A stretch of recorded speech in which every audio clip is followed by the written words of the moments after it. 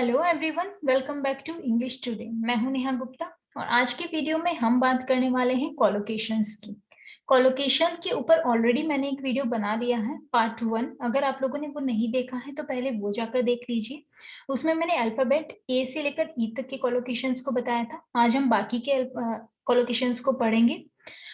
Colocation क्या होता है, सबसे पहले हम ये समझ लेते हैं। A collocation is a pair or group of two or more words that are often used together. Collocation दो या दो से ज्यादा वर्ड्स का ऐसा समूह होता है जिसे अक्सर साथ में यूज लिया जाता है। तो नेटिव स्पीकर्स की तरह इंग्लिश को फ्लुएंटली बोलने के लिए कोलोकेशन हमारी बहुत मदद करता है। एग्जाम्पल के तौर पर हम देखते हैं फास्ट और क्विक। जैसे आप देख सकते हैं, फास्ट और क्विक दोनों का मतलब क्या होता है? तेज, फास्ट। दोनों एक दूसरे के सिनोनिम्स हैं। फिर भी अगर हम फास्ट ट्रेन बोलते हैं तो वो करेक्ट होता है, और क्विक ट्रेन अगर हमने बोला तो वो गलत माना जाता है। हालांकि जब हम क्विक ट्रेन बोलेंगे तो समझने वाला हमारी बात जरूर समझ लेगा कि ये फास्ट ट्रेन की बात कर रहे हैं, बट इंग्लिश अगर हम बोलेंगे तो वो हमारी रॉन्ग मानी जाएगी। उसी तरीके से हम फास्ट फूड बोलते हैं, क्विक फूड हम नहीं बोलते हैं। उसी तरीके से जब हम कोई एफर्ट करते हैं तो हालांकि हम एफर्ट को करते हैं, फिर भी हम डू एन एफर्ट नहीं बोलते हैं, हम मेक एन एफर्ट बोलते हैं। क्यों बोलते हैं? क्योंकि मेक एन एफर्ट एक इंग्लिश में एक कोलोकेशन है। तो चलिए हमारे वीडियो को हम शुरू करते हैं। एफ से हमारा पहला कोलोकेशन है फील गिल्टी। इसका मतलब होता है दोषी महसूस करना। I really feel so guilty. मैं वास्तव में बहुत दोषी महसूस करता हूँ। फुट द बिल, इसका मतलब होता है बिल को भरना। Let me foot the bill for dinner today. मुझे आज रात के खाने का बिल भरने दो। फ्रीजिंग कोल्ड, इसका मतलब होता है अकड़ाने वाली ठंड। It's freezing cold outside. बाहर कड़ाके की ठंड पड़ रही है। जब कोई तेज सर्दी होती है, मतलब एकदम जमा देने वाली सर्दी होती है, तो उसको हम फ्रीजिंग कोल्ड बोलते हैं। फेयर माइंडेड पर्सन, इसका मतलब होता है निष्पक्ष सोच वाला व्यक्ति। He is a fair minded person, वह एक निष्पक्ष सोच वाला व्यक्ति है। Fully fitted kitchen, fully fitted kitchen को हम कब बोलते हैं? पूरी तरह से सुसज्जित रसोई घर, मतलब ऐसा किचन जिसमें सब तरह की जो भी हमारी बेसिक नेसेसिटीज है वो वहां पर मौजूद हो। The flat is very modern with a fully fitted kitchen. Flat पूरी तरह से सुसज्जित रसोई घर के साथ बहुत आधुनिक है। फुली फिटेड किचन मतलब उसमें डिश वॉशर लगा हो, सब मिक्सर हो, जरूरत की सारी चीजें हो, तो उसको हम बोलते हैं फुली फिटेड किचन। जी से हमारा नंबर 1 है get into an argument. Get into an argument को हम बोल सकते हैं बहस में पड़ना। I don't want to get into an argument. मैं किसी बहस में नहीं पड़ना चाहता। मैं किसी बहस में नहीं पड़ना चाहता।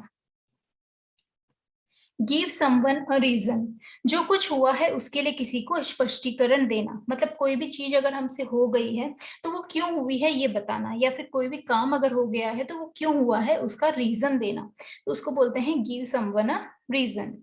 ही could not give her a good reason why he was late. वह उसे देर से आने का कोई अच्छा कारण नहीं बता सका। मतलब अगर आप ऑफिस में लेट जाते हैं और आपका बॉस आपसे लेट आने का कारण पूछता है, बट आप कोई रीजन नहीं दे पाते हैं, तो उसको हम बोलते हैं he could not give her a good reason, मतलब कोई हम स्पष्टीकरण अपना नहीं दे पाए। गो मैड, गो मैड को बोलते हैं पागल हो जाना। शी विल गो मैड, वह पागल हो जाएगी। गो मैड, पागल हो जाना। गेट रेडी, इसका मतलब होता है तैयार होना। I am getting ready to go out, मैं बाहर जाने के लिए तैयार हो रहा हूँ। गेट रीड ऑफ, इसका मतलब होता है छुटकारा पाना। It is difficult to get rid of the insects, कीड़ों से छुटकारा पाना मुश्किल है। गेट यूज्ड टू, इसका मतलब होता है आदत पड़ना। ये बहुत ही ज्यादा इंटरेस्टिंग है क्योंकि बहुत ही बार अपन इसको यूज भी लेते हैं और हम सुनते भी होंगे किसी को यूज लेते हुए। Get used to, I will get used to it, मतलब मुझे इसकी आदत पड़ जाएगी। ओके, तो गेट यूज्ड टू मतलब आदत पड़ना। Eventually you will get used to the traffic of the city, अंत में आपको शहर के ट्रैफिक की आदत हो जाएगी। गेट यूज्ड टू मतलब आदत पड़ना। हैंड इन रेजिग्नेशन, इसका मतलब होता है अपना रेजिग्नेशन सौंपना या इस्तीफा सौंपना। She is thinking of handing in resignation, वह इस्तीफा सौंपने की सोच रही है। हैंड इन मतलब सौंपना। हार्ड टू बिलीव, आसानी से विश्वास नहीं होना। I find that hard to believe, मेरे लिए इस पर भरोसा करना मुश्किल है। हार्ड टू बिलीव मतलब आसानी से विश्वास नहीं होना, विश्वास जिस किसी चीज पर होना अगर मुश्किल है तो हम बोल सकते हैं hard to believe. Have something in common मतलब कुछ एक जैसा होना, हम बोलते हैं ना we have very much in common मतलब हमारे अंदर we have a lot in common मतलब हमारी काफी आदतें एक जैसी हैं। तो हैव समथिंग इन कॉमन मतलब कुछ एक जैसा होना, तो we have a lot in common मतलब हमारी काफी आदतें एक जैसी हैं। हैव अ स्वीट टूथ मतलब मीठा पसंद होना। I have a sweet tooth, मुझे मीठा बहुत पसंद है। हाउस वार्मिंग पार्टी, इसको हम बोल सकते हैं गृह प्रवेश की पार्टी मतलब किसी का भी अगर घर नया बनता है तो होती है ना house warming party. We are having a house warming party next week, हम अगले हफ्ते एक हाउस वार्मिंग पार्टी कर रहे हैं। हाउस वार्मिंग पार्टी का मतलब गृह प्रवेश की पार्टी। ओके अब आई से हमारा देखते हैं आइसी विंड मतलब बर्फीली हवा। An icy wind was blowing all night, सारी रात बर्फीली हवा चल रही थी। इमीडिएट फैमिली मतलब सगा परिवार।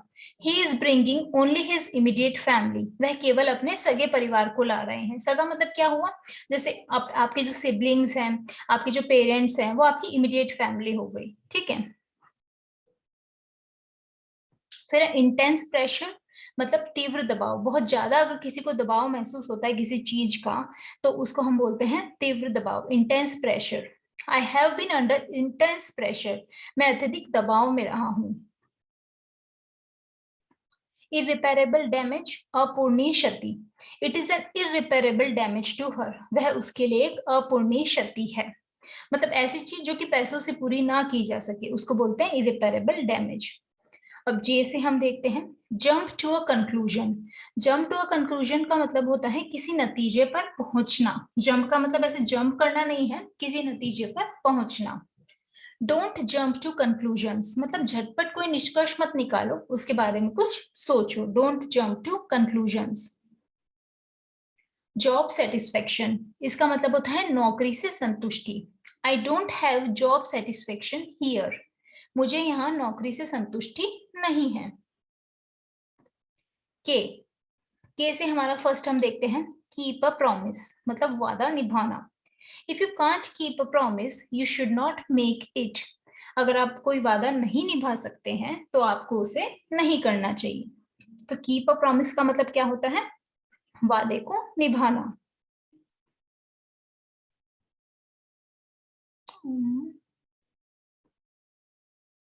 कीप समवन बिजी, किसी को व्यस्त रखना। My daughter keeps me busy all day, मेरी बेटी मुझे सारा दिन व्यस्त रखती है। तो कीप्स मी बिजी मतलब व्यस्त रखना, मुझे सारा दिन व्यस्त रखती है। नेक्स्ट है हमारा कीप योर टेम्पर।